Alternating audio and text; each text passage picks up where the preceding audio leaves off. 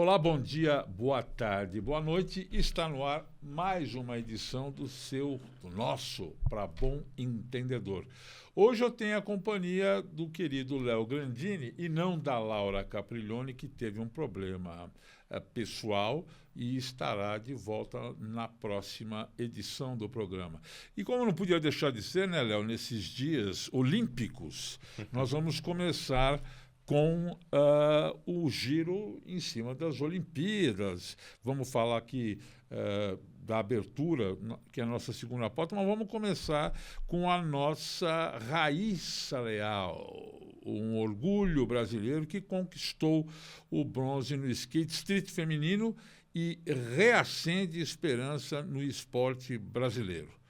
A Raíssa conquistou o bronze no skate street nos Jogos Olímpicos de Paris com 253,37 pontos.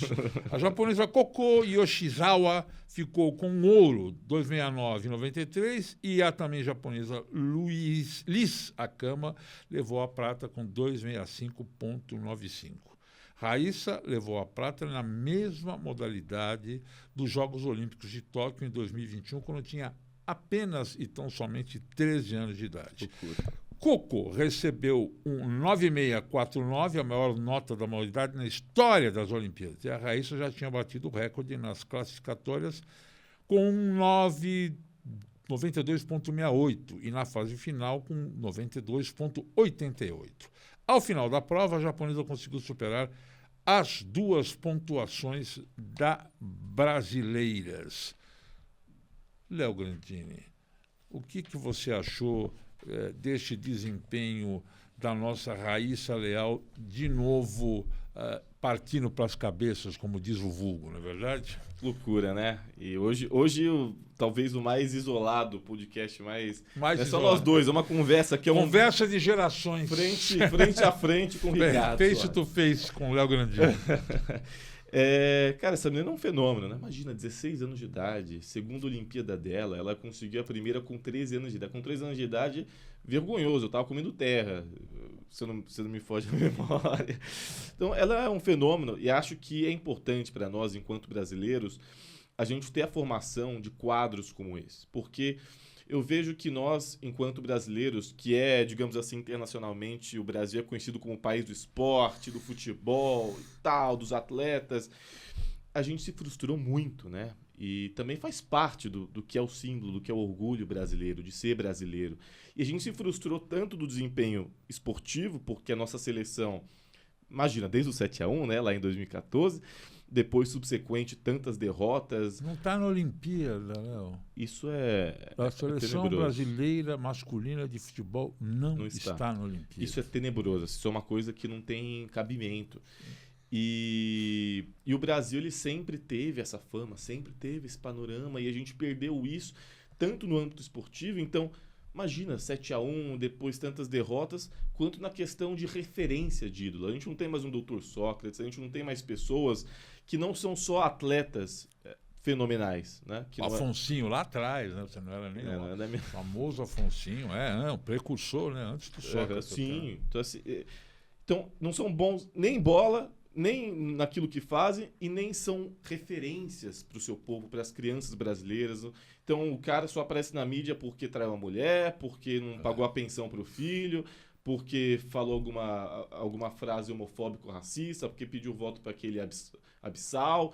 Então, a gente não tem mais referências. E quando eu vejo essa nova geração, Raíssa Leal, essa molecada toda, pessoas, o Vini Júnior, né, e tal, isso dá uma esperança. Isso a Rebeca Andrade, né, que a gente não citou. Impressionante o que essa menina está fazendo de novo, né? Total. Então, nos dá uma reacendida, né? A gente fica otimista, volta a acompanhar. Eu confesso que eu não estou tendo tanto tempo para acompanhar as Olimpíadas, mas eu fico muito feliz. Eu acho que reacende na gente, né? E também, a gente levantou também a questão que, se não me engano, mais de 90% dos atletas são pessoas que vieram da periferia e programas como o Bolsa Esporte do governo federal é que possibilitaram que essas pessoas, essa molecada pudesse. Porque o esporte, a gente que anda em quebrada aqui em São Paulo, o esporte é a oportunidade que muitas vidas periféricas têm de poder subir de vida, de poder sair do crime, sair das drogas. Então também a gente levantou esse debate, né, de ampliação do Bolsa Esporte, de programas que permitam que essas pessoas... Porque tem tanto talento, tem tanta raiz salarial na periferia de São Paulo, do Brasil inteiro. Você sabe que eu vi uma entrevista da Daiane dos Santos, que já está com 41 anos, quem diria, né, como o tempo passa, falando exatamente isso que você está falando, como o esporte amplia os horizontes quando existe incentivo para as gerações periféricas, né? A Daiane, que foi enfim, e extraordinária ginasta, que hoje é comentarista esportiva, mas ela pensa na mesma linha. Ela também, periferia de Porto Alegre, a história dela é muito legal também, né? Isso é muito... a gente está precisando um pouco de alento, né, Léo? Porque as coisas estão realmente lamentáveis, né? Lamentáveis, exatamente. E ainda, na questão das Olimpíadas, temos aqui historiadores que estão divididos. A abertura das Olimpíadas realmente parodiou a Última Ceia. Descubra a obra que pode ter inspirado a cena. Você vai ver, está vendo na tela aí, exatamente a obra que inspirou a cena. Alguns líderes da igreja e políticos condenaram a apresentação da cerimônia de abertura por, aspas, zombar do cristianismo. Uma performance durante a cerimônia de abertura dos Jogos Olímpicos de Paris, na última sexta-feira, gerou críticas de líderes religiosos e políticos conservadores por uma suposta semelhança com a representação bíblica de Leonardo da Vinci em A Última Ceia, com alguns chamando de deboche ao cristianismo. Os organizadores negaram a intenção de zombar ou ofender, e também negaram que a sequência tivesse explicitamente, né, a intenção de ofender, e permaneceram em grande parte vagos sobre as referências associadas às imagens. Na performance transmitida durante a cerimônia, uma mulher usando um cocar prateado, semelhante a uma auréola, estava no centro de uma longa mesa com drag queens posando do lado dela, né? Mais tarde, na mesma mesa, uma grande tampa foi levantada, revelando um homem quase nu e pintado de azul em um prato de jantar cercado por frutas. Ele começou a cantar enquanto atrás dele as drag queens dançavam. Ou seja, a abertura das Olimpíadas realmente parodiou a Última Ceia. Nas redes, historiadores e internautas associaram a apresentação à obra Le Festin de Dieu, a Festa dos Deuses, do holandês Jan-van Bislert. A pintura, ao contrário da Santa Ceia, que está na Itália, está exposta na França, no Museu Manin. A pintura retrata o Olimpo, onde os deuses estão reunidos por um banquete que celebra o casamento de Tétis e Peleu, com destaque para Apolo, coroado ao centro. A obra também faz referência a Dionísio, ou Baco, o deus do vinho e das festividades. Eu tenho muita curiosidade em saber o que você pensa, Léo Grandini. E aí, sem o menor, isso não desabona, pelo contrário. O que um jovem comunicador de 22 anos pensa a respeito? Depois eu vou dizer por que eu estou te induzindo a esse raciocínio. O que você acha desse bolodório todo, vamos dizer? Acho que as pessoas acham que o mundo gira em torno delas, né? Que tudo é sobre elas. Quer dizer, inclusive até o Nicolas Filpetinha, ele disse que os atletas cristãos eles tinham que abandonar as Olimpíadas por conta da blasfêmia, né? Quer dizer, é de uma ignorância abissal. Não se trata da Santa Ceia, né? Se trata justamente desse quadro aí que remete à mitologia grega, né? Se eu não me engano. Tem grega ou romana, dependendo do termo, né? Dos deuses. E é explícito, porque o quadro, que, enfim, eu não sei falar, eu não sou tão bom no francês quanto você. Mas o quadro, ele é exatamente, as figuras fazem as mesmas cenas, fazem as mesmas posições, exatamente a mesma coisa. E remetia a justamente isso, que são deuses do Olimpo. Olimpíadas, Olimpo. É disso que se trata. Sim. Então, remetia a isso, mas não. Sempre eles querem mitar, né? Lacrar, em cima, ganhar like, ganhar repercussão, em cima de algo que não tem nada a ver, e atiçar o público deles, de fanáticos fundamentalistas religiosos, mas não tem nada a ver. Era sobre um quadro francês que remetia a deuses do Olimpo, Olimpíadas, entenderam? Imbecis. Então, é disso que se trata. E aí, não, imagina, porque é uma blasfêmia, porque estão zombando Cristo e tal. E boa parte, inclusive, do nosso campo comprou isso e começou a defender. Tá? Não tem nada a ver, é outra coisa. Mas a extrema-direita faz isso para tentar, enfim, sempre se mantendo. Existe joga para a torcida deles. Joga né? para a torcida e eles precisam dessa beliculosidade, dessa coisa da dialética conflituosa o tempo todo, da briga, da teoria da conspiração, da guerra cultural que o Olavo tanto falava. É isso que alimenta eles. Sem isso, eles não são nada. Esse é o ponto. Eu perguntei e correndo. Querendo saber a sua opinião sobre a coisa e remetendo à idade, e aqui correndo o risco de dar uma de tiozão do pavê, que pelo seguinte, muita gente, me espanta isso, né?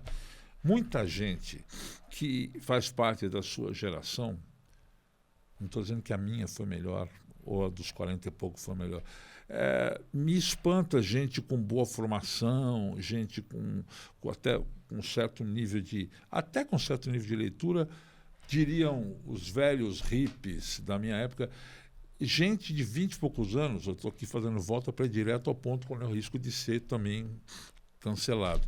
Eu me impressiono a caretice. A caretice. A caretice. Quer dizer, comprar isso, inclusive, como você bem lembrou, gente do nosso campo, indo nessa, que de um chupetinha não se espera absolutamente nada. Né? Mas não é só chupetinha, acha que é blasfêmia. Ou seja, onde está, Léo Grandini, a liberdade de criação que embute tudo aquilo que está em volta da arte, seja ela literatura, cinema, televisão? Se você se sente afrontado, não veja, não assista, mas onde é que vai parar assim? É muita caretice. Eu nunca imaginei que fosse chegar a essa altura do século XXI e ver tanto passo para trás, em relação, inclusive, às questões artísticas. E foi por isso que eu perguntei. Ou você acha que eu estou exagerando? Não. Ou a tua geração realmente generalizando, hein, minha gente? É muito mais careta proporcionalmente que a minha ou que a geração dos quarentões. Proporcionalmente é muito mais, muito mais. Eu vejo que, até porque, independente do período histórico, você pega a molecada da década de 60, 70, não eram caretões, né? Você pega você dos seus 20 e poucos anos. Não. A geração, a juventude, não, lógico, a juventude eu acho que ela sempre tende a ser um pouco mais revolucionária, um pouco mais aberta e tal, eu acho que independente do período histórico. Inclusive a minha juventude, graças a Deus, a maioria ainda é progressista, a maioria, mas proporcionalmente são milhões de jovens hoje. Essa é a impressão que eu tenho. Você que está no meio. Mas você tem toda a razão. O ambiente universitário, você pega, o ambiente Isso, universitário. Ambiente universitário. Antigamente era outra coisa. Você pega a época da ditadura, hoje a juventude ela foi contaminada por isso. A juventude, então, homens e mulheres, né? Ainda mais homens do que mulheres, também fazendo esse corte de gênero, porque mulheres também sempre foram mais, né, inteligentes, mais politizadas. Mas hoje em dia está assim. E assim, universidades públicas, Gente que fica entregando o professor porque o professor simplesmente contou a história. Um professor conta a história. Não pode contar a história em sala de aula. Não doutrinou. O cara falou, olha, em 31 de março de 1964 houve um golpe de Estado que depois um presidente... Não pode falar isso. Estamos aqui no terreno da generalização, mas a impressão que eu tenho é que é uma careta. E me espanta isso. Tem toda razão. A juventude é sinônimo de rebeldia, de contestação, e tem um certo comodismo, né? Não parece? Uma caretice, né?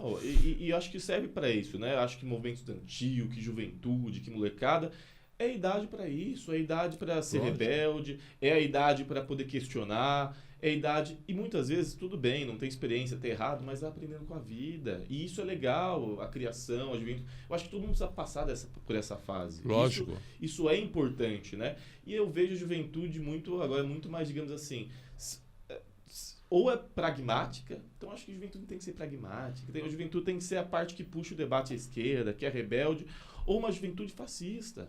E o fascismo, como você falou, ele é anticultura, né? Então ele é anti-cinema, ele é anti-música, ele é anti... Você que... imagina um mundo sem cultura. Não, cultura, lei Rouanet não serve pra nada, artista é tudo vagabundo. Pensa no mundo onde você não faz parte da sua vida, da sua trajetória de vida. Música, filmes, séries. Você consegue viver dessa forma? Se você consegue, você já perdeu a sua essência. Você perdeu... Nós chegamos a tal bizarrice que a gente às vezes esquece do que a gente acabou de sair. Você levar em conta, e não é porque o sujeito foi ator de Malhação. O cara que representou, tem quase status de ministério, Mauro Frias, o que é isso? É deputado federal. O que é isso? Porque é de uma burrice acachapante, não é nem que o cara não leu um gibi da Marvel na vida e foi fazendo esse discurso anti-lei Rouanet, anticultura, né? Derivei tudo isso para falar dessa coisa de estar... eu estou aqui, por um acaso, com uma camiseta que estiliza a foto de Salvador Dalí. Imagina Salvador Dalí numa república dominada pelo conservadorismo, pelo evangelismo, fazendo a ressalva de que nós aqui já temos até um pastor progressista, não somos contra evangélicos. E existem evangélicos absolutamente esclarecidos. Mas, também, de novo, né, a maioria leva para esse campo das trevas, né? Foi contaminado. Acho que o fascismo ele conseguiu contaminar. Acho que, infelizmente, a gente virou uma sociedade doente por conta do fascismo, do bolsonarismo, que é o fenômeno brasileiro do fascismo. Sim. Então, infelizmente, isso. Mas eu espero que a gente consiga reverter. Mas aí também cabe a nós, o nosso campo, entender. A gente falha também. A gente falhou também em compreender a juventude, em compreender o povo evangélico, em compreender os anseios. Toda a razão. Aquilo que o Mano Brown falou lá, a gente precisa voltar para a base. Isso que eu acho. Senão a gente está ferrado. E eu faço também a culpa. Nesse programa mesmo, mais de uma vez, tivemos aqui um coronel ex-comandante da rota com uma visão muito interessante do mundo, que não corrobora todas essas barbaridades da extrema-direita, inclusive dentro da corporação dele, e um pastor, e sabemos de vários outros pastores que estão na mídia, que não são exatamente representantes das trevas. Claro. Por falar em outro assunto polêmico, este bota polêmica nisso, né? O Nicolás Maduro foi, até o momento em que estamos gravando isso, mantém o chavismo. Foi reeleito pela terceira vez e ficará, ao todo, né, até terminar o mandato, de 17 anos no poder. Segundo o órgão controlado pelo governo, o presidente recebeu 51,2% dos votos e comandará a nação por mais 6 anos. Lá o mandato presidencial é de 6 anos. O presidente Maduro, 61 anos, foi reeleito e o chavista está no poder desde 2013. A posse do Maduro, do novo mandato, será em janeiro do ano que vem. O anúncio foi feito pelo Conselho Nacional Eleitoral por volta da 1h15 desta segunda-feira, dia 29 de julho, com 80% das urnas. Agora já deve estar quase bem mais, né? Já está corroborado no noticiário que eu ouvi agora há pouco, diz que sim, e evidentemente contestações e parabenizações mundo afora, né? Mais cedo, a líder da oposição a Maduro, Maria Corina Machado, que não pôde fazer parte da chapa, daí veio o candidato da oposição e pediu que os eleitores fizessem vigília no centro de votação a fim de supervisionar a contagem e evitar fraude. Bom, enfim, o ministro da Defesa da Venezuela, o general Vladimir Padrino Lopes, disse não ter havido nenhum incidente digno de menção durante a votação e que o dia transcorreu em paz. Este assunto, Léo Grandini, ficará na mídia por um bom tempo, né? Por motivos que bem sabemos, né?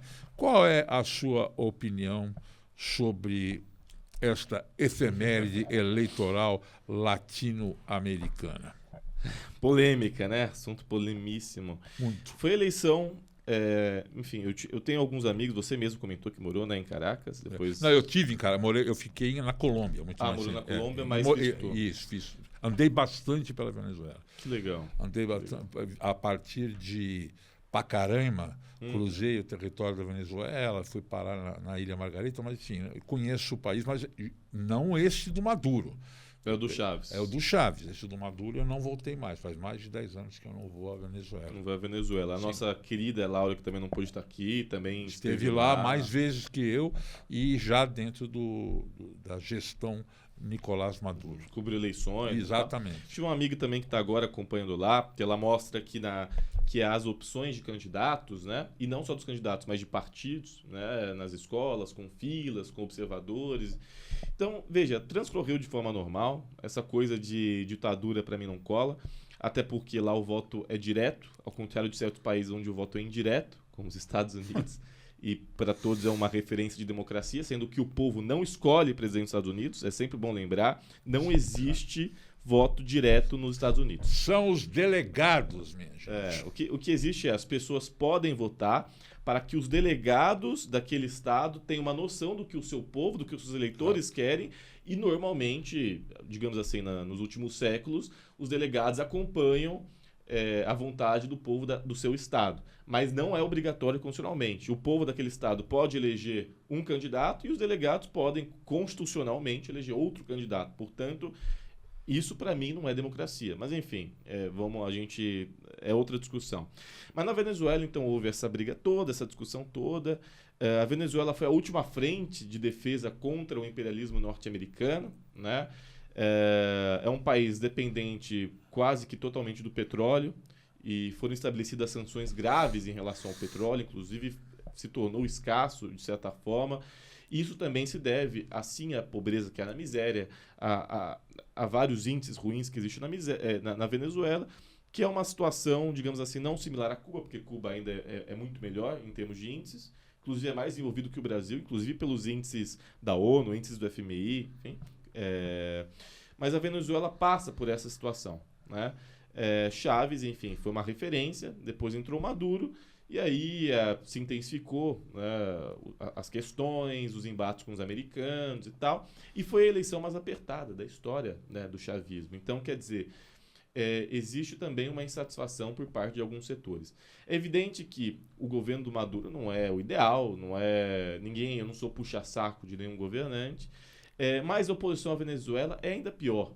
A oposição venezuelana é fascista e tem um componente de vendismo, de entreguismo dos americanos. Inclusive são bancados e financiados pelos americanos. Lembremos, as pessoas esquecem do autoproclamado presidente da Venezuela, João Guaidó, cujo currículo é um negócio inacreditável. Tenebroso. E se o Maduro não tem legitimidade, por que um cara desse que não tem voto tem legitimidade? Né? Isso. Porque foi escolhido, porque se diz um democrata. Então, assim, Maduro foi reeleito, setores da oposição já reconheceram, né? Exceto a opositora, a Maria, já reconheceram, organismos internacionais já reconheceram, e é isso, ele vai ficar mais 6 anos no poder, foi reeleito pelo voto popular, tem legitimidade para isso, e eu espero que a Venezuela continue, enfim, se democratizando, que o Brasil possa colaborar com esse processo e, principalmente, que fique longe do imperialismo norte-americano e desses interesses escusos de uma elite totalmente entreguista, nojenta, preconceituosa e que quer que a miséria só se estenda, né, na Venezuela.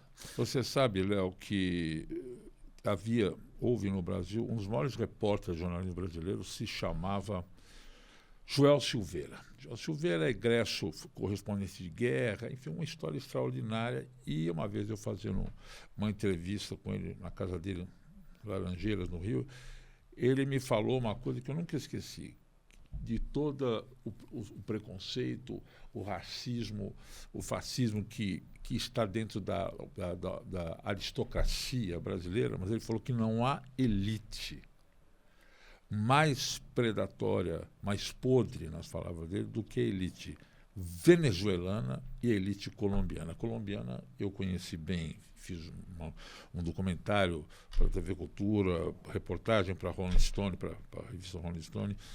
E aí eu sempre lembro do Joel, quando você fala que, em outras palavras, se eu estiver colocando palavras na sua boca, que dos males o menor o Maduro, né? Porque ali a barra é pesada. A minha opinião sobre isso, eu acho assim, a gente sempre corre o risco de queimar a língua quando a gente está distante, né, do foco das coisas. Agora, é impressionante como a mídia internacional, inclusive a nossa, passa só os clichês, né? Parece que nunca colocaram os pés na Venezuela. Eu vou remontar a fase do Maduro, quando eu estive lá. Eu atravessei o país e tomava café, tem aquelas bananas que eles fazem na grelha, esqueci o plátano que eles fazem. Uhum. E aí ia na casa das pessoas. Nossa, são pessoas muito simpáticas, muito alegres, muito fechadas. E você via ali a Virgem de los Remédios na parede e o Chaves do lado. E não era da época do Maduro. Por que eu estou querendo dizer com isso? Eu nunca vi menção. Eu vi a mídia massacrar continuamente Maduro, Chaves, mas nunca vi menção ao quão santificado, para o bem e para o mal, o Chaves, né? Que as farmácias populares, eu vi ali, quer dizer, então, em nome dos interesses do imperialismo, como você diz, se omite, inclusive, vamos dizer, é esse culto que se faz a esses líderes da esquerda venezuelana. Estou falando que, por quê? As pessoas não reportam mais, as pessoas vão têm uma tese e vão lá para corroborar a tese. Então, estamos falando aqui, na verdade, de desmazelos da nossa mídia, né, Léo Grandini? Totalmente. E, enfim, é uma mídia muito complicada, que tem uma série de problemas, de questões, mas eu só espero o melhor, não só para a Venezuela, mas para a América Latina. E que o Brasil, o presidente Lula, possa colaborar com esse diálogo, que a gente tenha diálogo não só com os venezuelanos, mas também com os americanos, né? Que lá realmente é dos males né? O menor. E a gente possa criar uma América Latina em paz, emancipada, sabe, longe desses interesses de uma elite nacional, uma burguesia nacional doméstica vendida, entreguista aos interesses de estrangeiros, que não tem, sabe, a gente precisa de uma formação, porque assim, é inevitável, dentro de um sistema capitalista, é inevitável que exista uma elite econômica. Mas é importante ter uma elite econômica, ao menos patriota, né, que promova a arte, que pense nos interesses nacionais, que dialoga com os trabalhadores, humanista, mas é difícil. Mal comparando, Léo, a gente pode dizer, me espanta às vezes saber que a elite mesmo, né?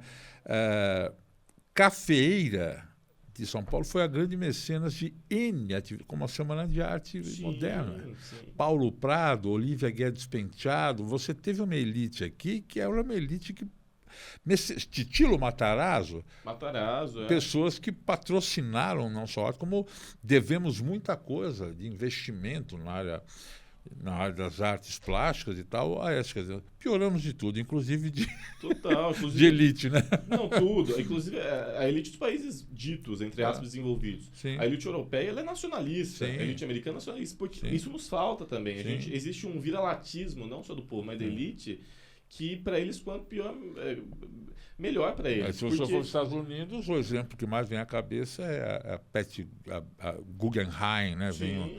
Já tem. Olha, Léo, apesar de ser hoje um bate-bola entre gerações, só nós dois, já estamos ao final do nosso programa. Você quer fazer uma saudação, uma despedida desta semana conturbada no nosso planetinha azul? Gente, eu quero primeiro agradecer. Acho que a gente está passando por momentos muito complicados. Esse é o último programa de julho, agora já vamos iniciar em agosto. Sim. Em 18 dias do dia que a gente está gravando começa a campanha eleitoral, né? Provavelmente a gente vai ter inclusive algumas reformulações aqui no podcast para poder adequar. E eu espero que todo mundo se interesse, se importe, sabe? Porque não é possível que a gente esteja piorando tanto em quadros políticos, em lideranças. Não é hora, o recado nosso aqui é o seguinte, não é hora, pelo amor de Deus, em São Paulo, mesmo no Brasil, de votar nulo nem branco, né? Por favor. Nós estamos num... Nossa, tá difícil aqui. Essa preguiça de levantar. Era um domingão, você pode votar das 8 da manhã às 5 da tarde, sabe? E se você for ver, né, Léo, as opções, tirando o Guilherme Boulos, são lamentáveis. lamentáveis. Quer dizer, a gente é lamentável, porque representam mais do mesmo, né? Ou pior. O pior, né? Quer dizer, o pior, por exemplo, a continuidade, o Ricardo, amigo da Onça Nunes, entendeu? Pelo amor de Deus, né? Tenebroso. É isso. Muito obrigado pelo bate-bola de hoje, Léo. Nós vamos colocar na tela, vou falar bem devagar, que acho que ainda é muito importante a gente continuar colaborando com as nossas cozinhas solidárias no Rio Grande do Sul. Tá aí, tá bom? A nossa modesta contribuição. E um abraço para vocês todos e até o próximo Para Bom Entendedor. Bye!